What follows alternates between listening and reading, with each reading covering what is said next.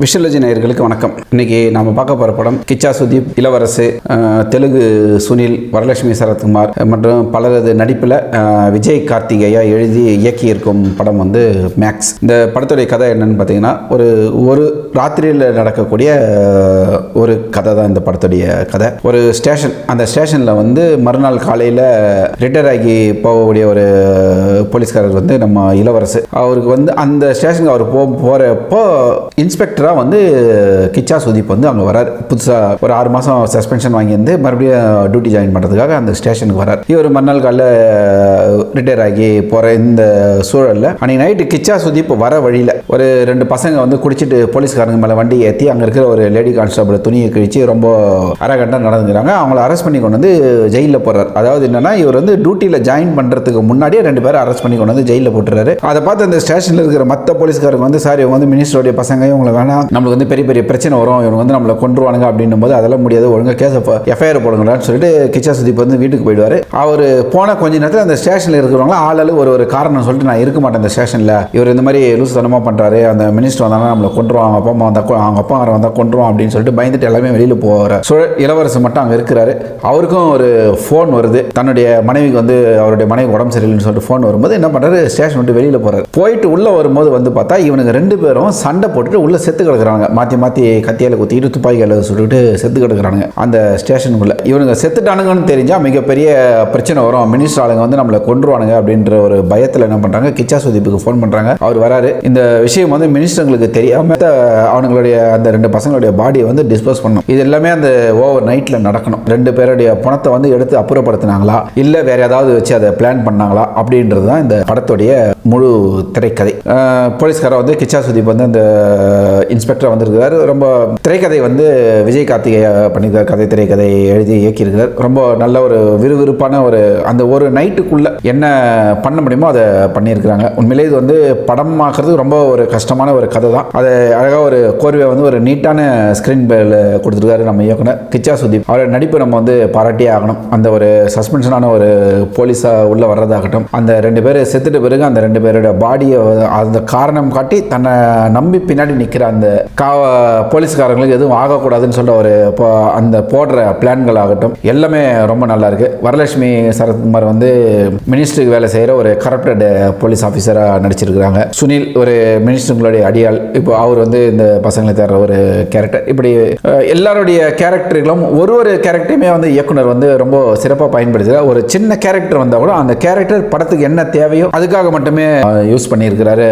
நம்ம இயக்குனர். இந்த மாதிரி ஒரு பரபரப்பான திரைக்கதையை எந்த ஒரு இதுவும் இல்லாமல், ஒரு லேக் இல்லாமல், எந்த ஒரு டைவர்ஷனும் இல்லாமல் ரொம்ப அழகாக எடுத்துகிட்டு போயிருக்கார் நம்ம இயக்குனர் வந்து விஜய் கார்த்திகேயா. மேலும் இந்த படத்தில் ஒரு சின்ன விஷயம் என்னன்னு சொன்னாக்கா, ஒரு போலீஸ் ஜெயில் செட்டப் ஒன்று போட்டுருக்குறாங்க. அது அந்த கதை களம் இதெல்லாம் நடக்கிறது பார்த்தா நமக்கு வந்து கைதி படத்தோடைய ஞாபகம் வரலாம். கண்டிப்பாக வர மாதிரி தான் பண்ணியிருக்காரு. ஒருவேளை இந்த கைதி படத்தை அவர் வந்து இன்ஸ்பிரேஷனாக கூட எடுத்து பண்ணியிருக்கலாம் இயக்குனர். ஆனால் எந்த ஒரு இடத்துலையும் நான் வந்து இதை பார்த்து காப்பி அடிச்சிட்டேன், எனக்கு இது வந்து தப்பாயிடுச்சு அப்படின்ற மாதிரி ஒரு திரைக்கதை இல்லாமல், எந்த ஒரு தொய்வும் இல்லாமல் செஞ்சு எடுத்துகிட்டு போயிருக்காங்க. அதே மாதிரி பொருட்செலவு, இப்போ ஒரு ப்ரொடியூசர் என்ன பணத்தை கொடுக்குறாரோ அதை படத்துக்கு எங்கே தேவையோ அங்கே யூஸ் பண்ணியிருக்கிறாங்க. எந்த அளவுக்கு நம்ம செலவு பண்ணணும் அந்த அளவுக்கு செலவு பண்ணியிருக்காங்க. எல்லாமே சண்டை காட்சிகள் இருக்கிற பிரம்மாண்டத்துக்கு நிறையவே பொருட்செலவு பண்ணியிருக்கிறாங்க. இப்படி எல்லாமே நல்ல ஒரு பாசிட்டிவாக இருக்குது. படத்தில் ஒரே ஒரு சின்ன மைனஸ் வந்து மியூசிக் தான் வந்து இன்னும் கொஞ்சம் நல்லா பண்ணி தான் இந்த மாதிரியான ஒரு ஹாரர் படத்துக்கு என்ன,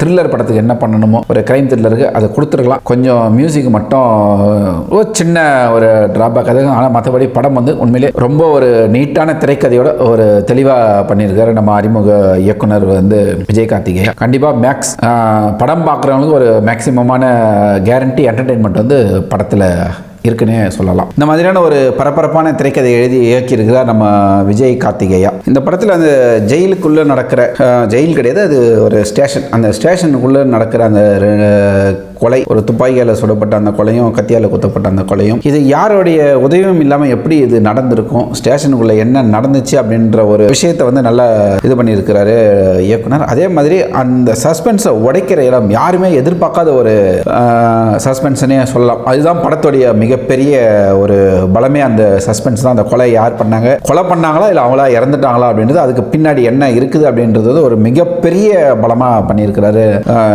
இயக்குனர். அந்த திரைக்கதையில் அந்த மாதிரியான ஒரு நல்ல ஒரு ரொம்ப விறுவிறுப்பான ஒரு விஷயம் பண்ணியிருக்கிறாரு. இந்த படம் வந்து கனடாவில் வந்து கர்நாடகாவில் ரிலீஸ் ஆகி நல்ல ஒரு பெரிய வரவேற்பை பெற்று இருக்கு. கண்டிப்பாக தமிழ் தெலுங்கு இதுலேயும் வந்து நல்லாவே போகும்னு சொல்லிட்டு ஒரு எதிர்பார்ப்பு. ஏன்னா இந்த மாதிரி படங்கள் வந்து ரொம்ப கம்மியாக இருக்குது. நம்ம ஊர் இயக்குநர்கள் கொஞ்சம் கவனித்து இந்த மாதிரி ஸ்க்ரீன் பிளே பண்ணிங்கன்னா, இங்கே இருக்கிற ஆர்டிஸ்ட்டை வச்சு படம் எடுத்திங்கன்னா கண்டிப்பாக நல்லாயிருக்கும். கொஞ்சம் பார்த்தா நல்லாயிருக்கும் நம்ம ஊர் இயக்குநர்கள், அவ்வளோதான் சொல்ல முடியும். இந்த படத்தில் இன்னொரு ஒரு நல்ல விஷயம் பண்ணியிருக்கிறாங்க. என்னன்னு சொல்லிட்டு பார்த்தீங்கன்னா, பொதுவாக வந்து இந்த மாதிரி ஒரு ஆக்ஷன் படத்தில் ஒரு ஹீரோ அறிமுகம் போது அவன் யார் தெரியுமா, இவன் யார் தெரியுமான்னு அப்படின்னு சொல்லிட்டு வர போகிற கேரக்டருங்கெல்லாம் ஹீரோவுக்கு பிஆர்ஓ வேலை பார்க்குற மாதிரியே பார்ப்பானுங்க. அவன் யார் தெரியுமா, அவங்க அப்பா யார் தெரியுமா, அவங்க தாத்தா யார் தெரியுமா, அவன் எப்படிப்பட்டவன் தெரியுமா அப்படின்னுலாம் வந்து ஒரு பயங்கரமான பில்டப் கொடுத்துட்டே இருப்பாங்க. சீனுக்கு சீன் கொடுத்துட்டே இருப்பாங்க. படம் முடிகிற வரைக்கும் அந்த ஹீரோவுக்கு பில்டப் தான் கொடுத்துருப்பாங்க. ஆனால் இந்த படத்தில் அந்த மாதிரி எதுவுமே இல்லாமல் ரொம்ப ஒரு சாதாரணமான அறிமுகமாக தான் இருக்கும் நம்ம கிச்சா சுதீப்போடைய அறிமுகம். அதாவது இளவரசி கேரக்டர் சொல்லும், நான் அவர் கூட 2 வருஷம் வேலை செஞ்சிருக்கேன், 2 வருஷத்தில் பல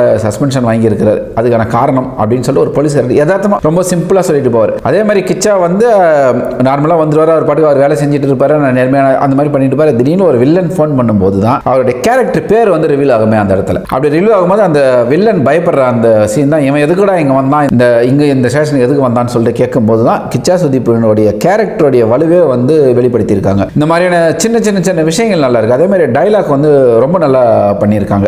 ஒரு இடத்துல வில்லன் கூட பேசுறது, வில்லன் வந்து ஒரு இடத்துல வந்து சொல்ல, நான் வந்தா உன்னை போட்டுருண்டா அப்படின்னு.